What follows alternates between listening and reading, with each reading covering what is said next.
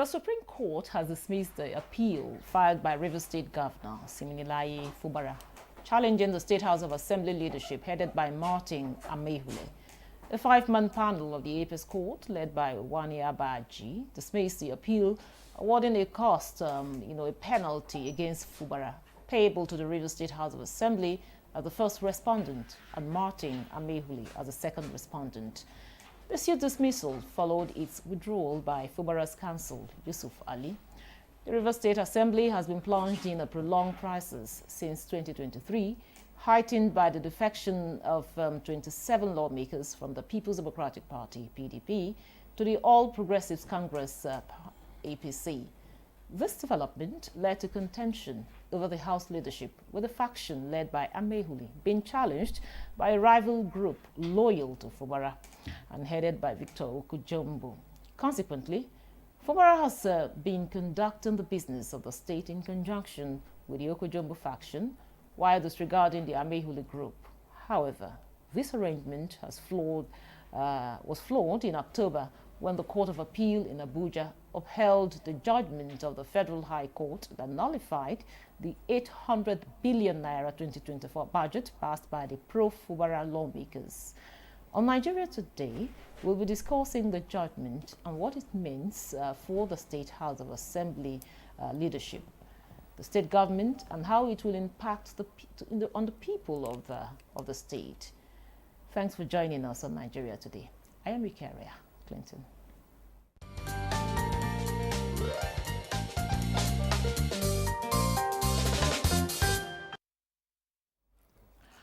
With me in the studio for the conversation is Ahmed Abubakar Tanimu. He's a legal practitioner and also a public affairs analyst. You're welcome to Nigeria Today. Thank you for having me. It's a delight being here. And joining us via Zoom is Obi Ndukwe. She's a public affairs analyst and a veteran journalist. Obi, you're welcome to Nigeria Today. Thank you, Eukaria. With you, Obi, the judgment, of course, what's been playing out in Rivers State. And with this judgment, what do you make of the entire situation, leading to this judgment? Yeah, well, we've been talking about this. We've been on this for a very long time. Personally, I expected nothing less from what happened at the Supreme Court today, because I've always maintained that there's no way a valid judgment of the Federal High Court, cannot, and which was upheld by the Court of Appeal, based on the orders given by Justice Kayode Omotosho, will just be thrown aside. Well, in their wisdom, I think the governor realized his team and they decided to go to the Supreme Court to appeal against that judgment. But you see, the truth is that there's a lot of interpretations here and there. I'm not a lawyer, but I've been following this matter closely, and with the experience I have, I can tell you something. The judgment they are talking about, which was the basis for the appeal filed by the governor at the Supreme Court, was a judgment given by Justice Omotosho. In that judgment, there were several orders made. People keep forgetting, it was not just the issue of the budget of 2024. There were other orders made. For instance, the issue of National Assembly not taking over the functions of the Rivers State House of Assembly. It was also made, it was spelled out clearly. Why? Because the Amehule-led Assembly had been performing their responsibilities. So there was no basis. Don't forget, it was the Amehule group that filed that suit at the Federal High Court in 2023. And then the court gave judgment in January 2024.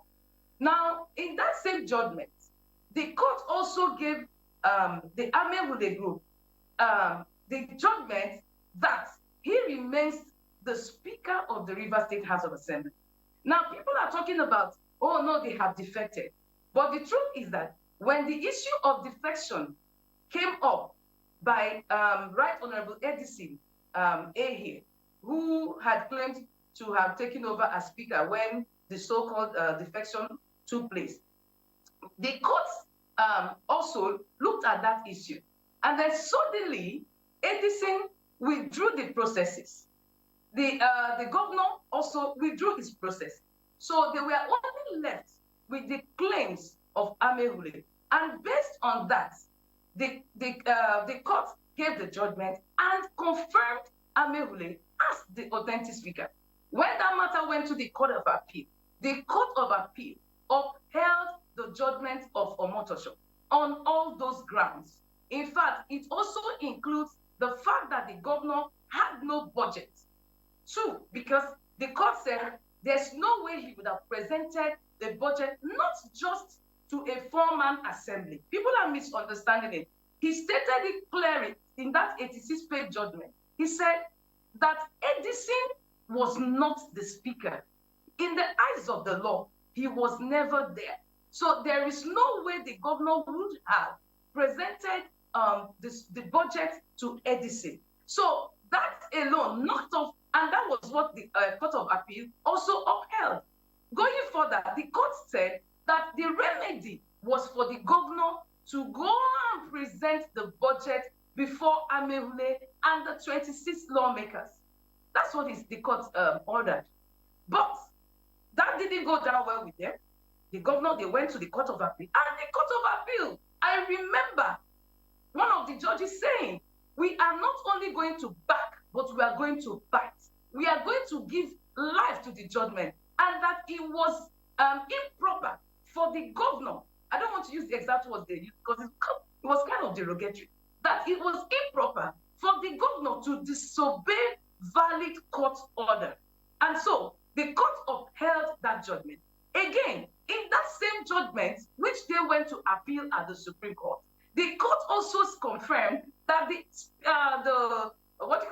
clerk and the deputy remain the valid officers of the assembly, and not the actions of the governor, which had deployed them and brought in another two persons to work with the three-man assembly. So if you look at it, they're not even talking about Okojum.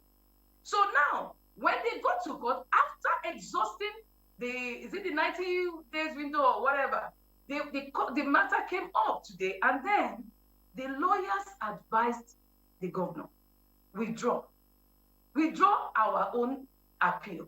Now, listen to the confusion. They say very much, Obi. We'll come back to you.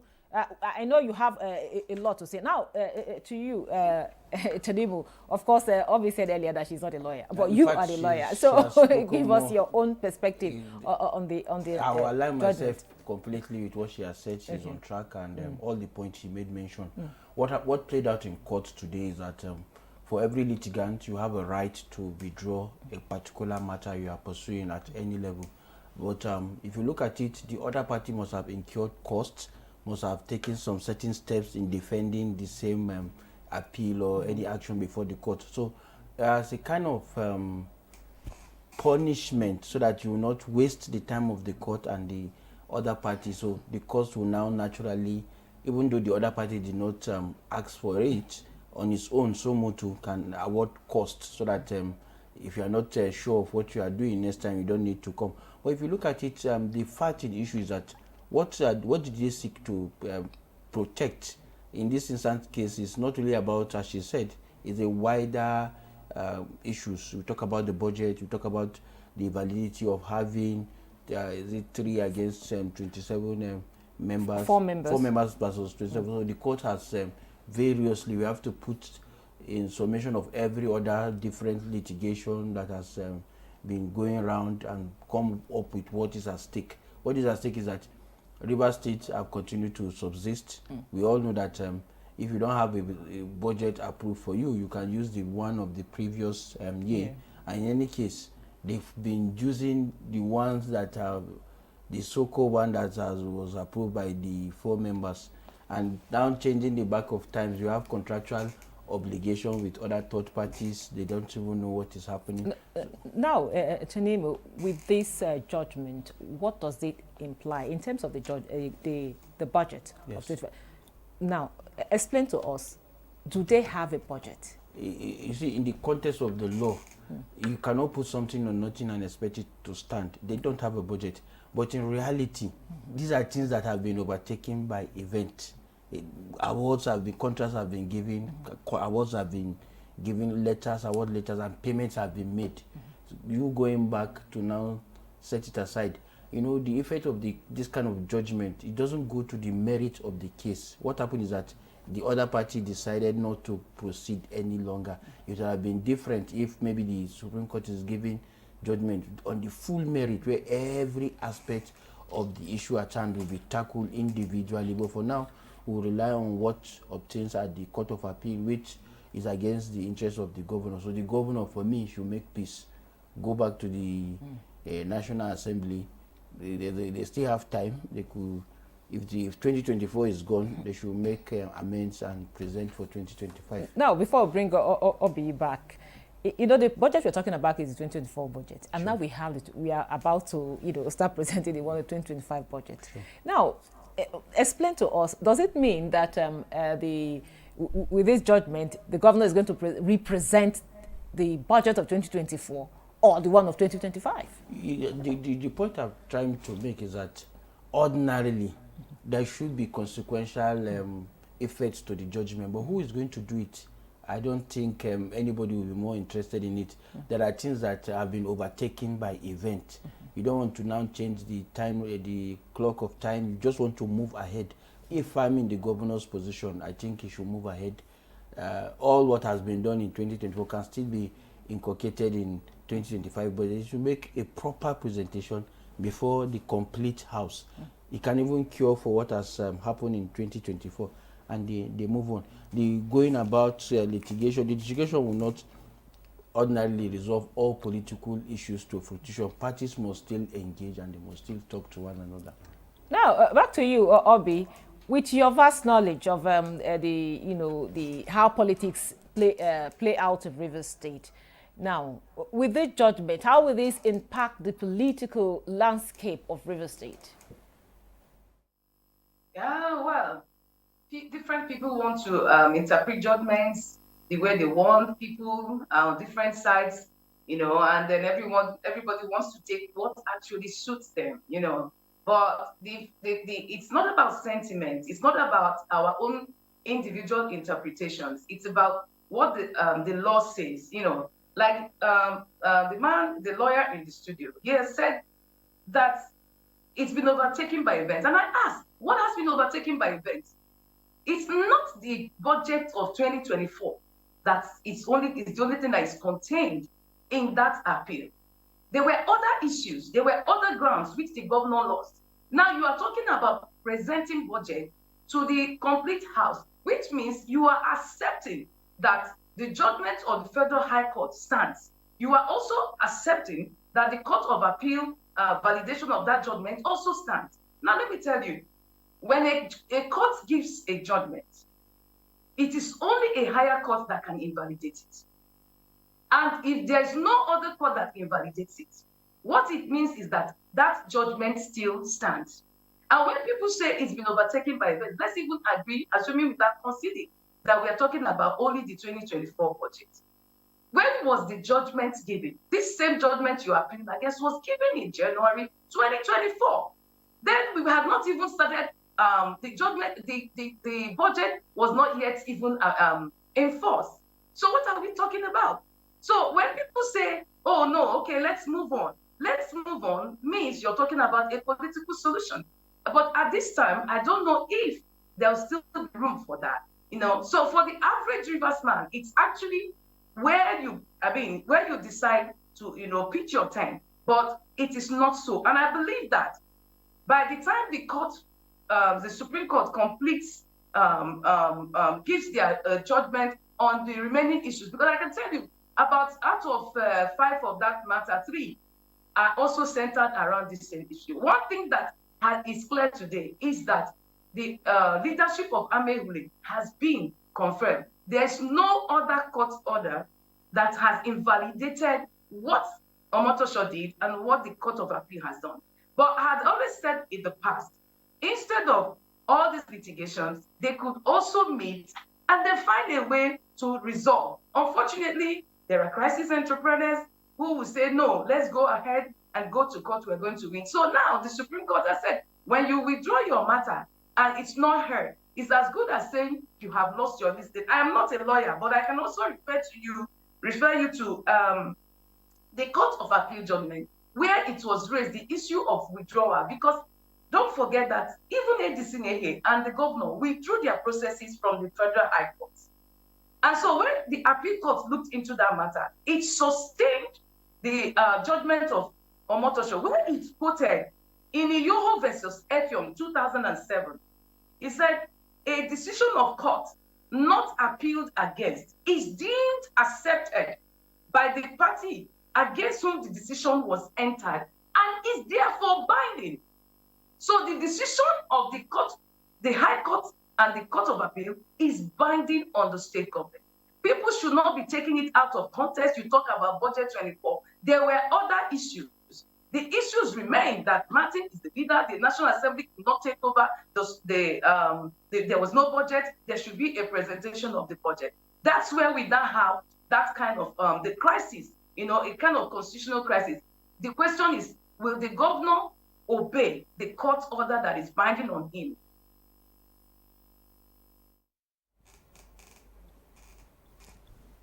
Okay, it's like we have a little bit of a network issue there, but we'll take a breather here, and the conversation will continue after the break. Don't go away. Implementation of the ruling is also dependent on another aspect or another arm of government.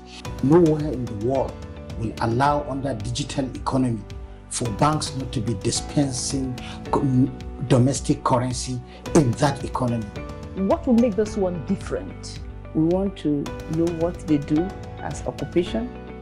All of these are attributes that are questions have been designed to investigate. In a few days to come, you see that we are all around their own crannies and everywhere in Nigeria, telling people to cooperate. Welcome to Nigeria Today.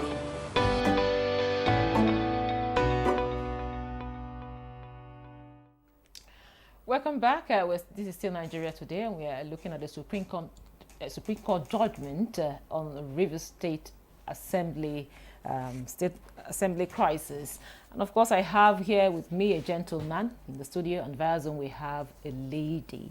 Now, Tanim, of course, you had quite a lot of things that Obi put up there, but then there's something I really wanted to, make us understand here.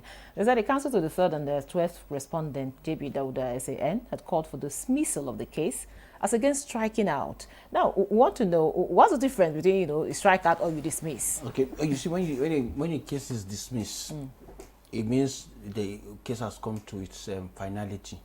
Striking out, you say, for now, you want to go, and if there are issues that you need to correct, if there are attachments, if there are documents that you need to exhibit, if there are new facts that you need to present, and because you have already gone far with the case, you cannot ordinarily make such kind of presentation. So you rather withdraw, go back, correct the things you need to correct, and refile.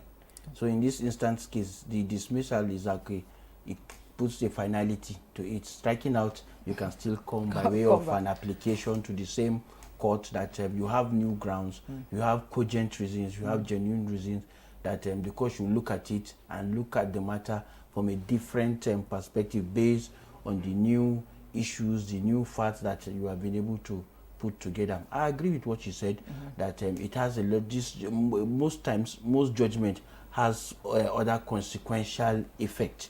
If the case is dismissed, it means the judgment at the appeal court now stands against the other party, and it means they should now, ordinarily we are expected, especially the executive arm, they are expected to implement to the latter what the pronouncements of courts are. For in Nigeria, we don't have, we have the Sheriff and Civil Processes Act, but we don't have a component, a very independent enforcement unit. We still, the judiciary still depend on the executive, this time around the police, those in the executive arm, to implement its judgment. And for some judgment to implement it, you have to look at it holistically. Some, you might have a judgment, but it will be difficult for you to enforce such kind of judgment, especially if we have something we call the res, like you are trying to protect a property.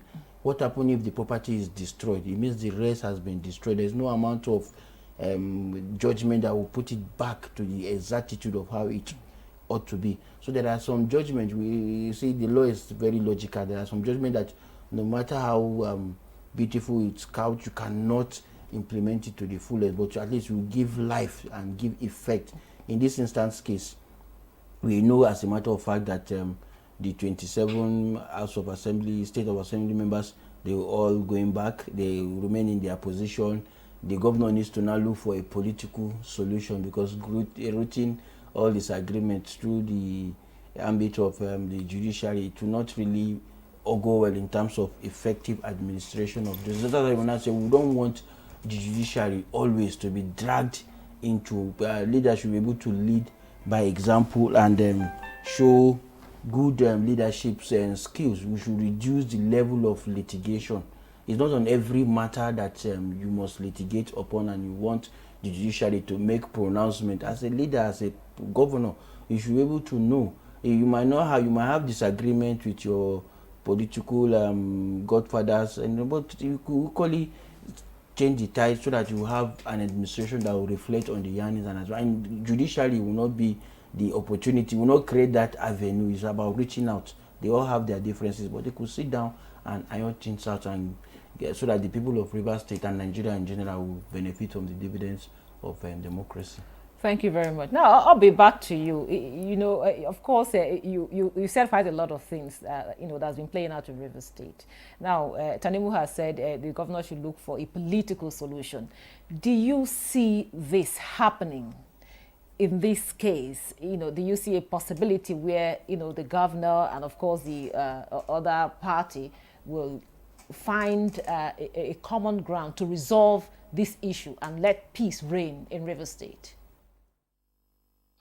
Well, I think that I'm not going to say to the contrary that, I mean, the governor cannot find ways. It's all about politics. But you see, it's gone beyond politics now. It's about the legal implications of this. It's clear. If you look at the legal implications, that's where the problem actually starts. Is the governor prepared to allow Amehule and 27 others to continue to function?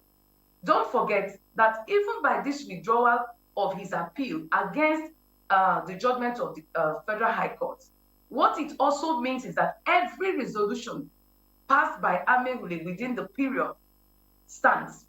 Every resolution passed by Edison Ehe or Oko Jumbo are null and void.